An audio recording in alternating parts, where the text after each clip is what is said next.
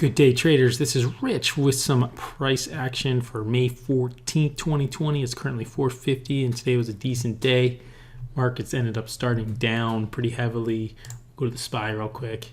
Gap down, and then it just found a bottom and then bounced up pretty nicely. So I set up some pretty good trading today. So anytime you have a gap down and then a flow up, that creates the trades I like to take. So this is an ideal market. Unfortunately, I didn't take advantage of certain circumstances due to my same old, which is not letting the trade work itself out. I actually traded, I don't know what my count is, maybe 12, 15 trades, and they were all winners if I held them at some point. So it wasn't like I got in and it fell off the face of the earth. I'm not talking about 10 cents either. I'm talking about multiple gains. Big gains that could have been much bigger had I held it longer. Obviously, some of them did turn around and go to the dark side soon after, but I'll show you that in a second here. So the first trade of the day was good old Kodak, which was really interesting. So if you look at this, we're looking at a green candle in this opening, but I trade the first 30 minutes were on a 2-minute candle. And let me see what's going on here. Oh, I'm too far forward. Okay, so I look for the opening candle here, and then I look for the break of the opening here. So once I got in this break of the opening price, which was 1872, and I actually got a fill at 1873, I believe, I rode it up, and look how far it went. 2950, 2970 or so. I was selling along the way. Obviously, if I had taken more share size and let it run a little bit, it would have worked out really well. And actually, I did hold on to some, like 50 more shares, and set my stop here for the big move that it was going to get for the rest of the day. And look what happened. It eventually came down and stopped me out. So I was up much bigger on the last 50 shares, but it would have been a bigger trade. But the crazy thing is some news came out. Let's go back to a 5-minute. Some news came out about Kodak, and it just dropped off the face of the earth. It actually halted from 28. News came out. You can see the volume here, all the way down to below 19. Did bounce up pretty good, and it's doing okay after hours. Oh, actually, it's getting hammered after hours. I didn't even see that. Let's bring up the. Yeah, it's getting pretty hammered. So it closed here at 22, and it's now down to 18. So it's going back to these levels down here. 18, and it's probably going to get back into this little cycle of friends between 9 and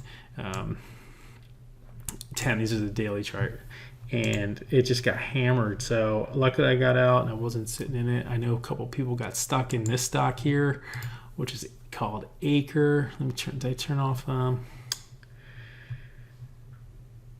let's go back to the regular chase. Acre. So Acre, people were making money on Acre today. Just, some of the volume traders of, take gap trades in the morning. You can see this thing is at 4, opened at 357. It just launched all the way up to 540. So people made some money on that with some halts along the way, and then fell off. But then all of a sudden it was just a drop off.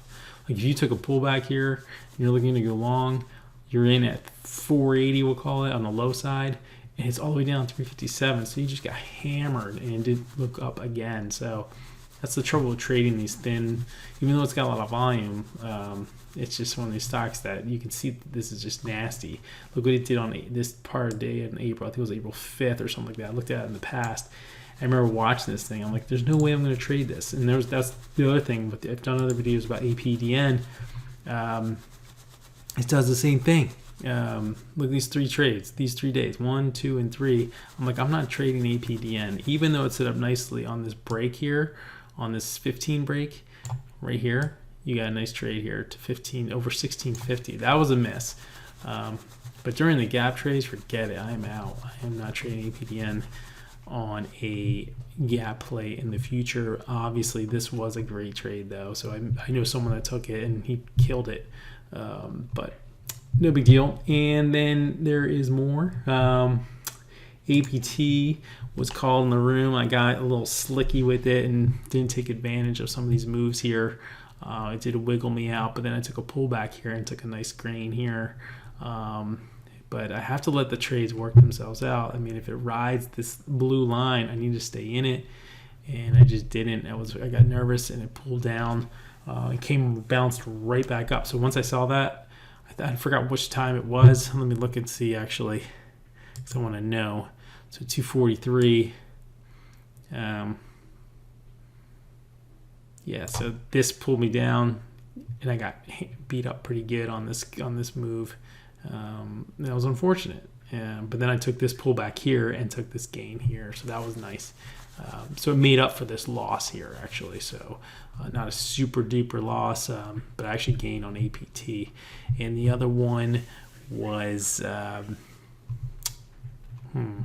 did do a Roku trade today, which was an interesting setup. It was not in the green territory. It wasn't like I was an up stock today, but Roku has a tendency to make its moves through its whole numbers. And here was the whole number was set up here at the 20 level, and then I took this trade here at the 20 break, and it got up to like 20.79. Took some money off that. Not big. Didn't continue. I was hoping for a run up to the 200. It just didn't do that. So Roku wasn't in play stock today, but it did well enough to put it on the chart and always keep an eye on it. And the last one was Tesla. Tesla was up today, started down, and then kind of made this break here. And I took a trade here on it and took a loss, but then I took the break of the 95 level over here on this particular candle, and I got a nice little run up here. So probably my bigger trade of the day, I believe Tesla was. So at the end of the day, it was 141 on the green side, so that's good. $141. Still leaving way too much out there. It could have been like easy a $500 day, even in that Kodak trade.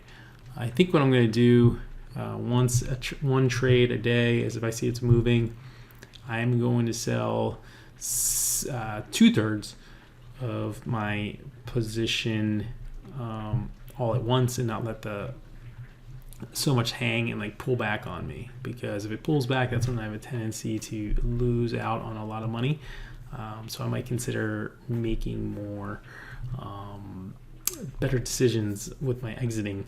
I'm learning to scale out, but I got to learn to scale out better.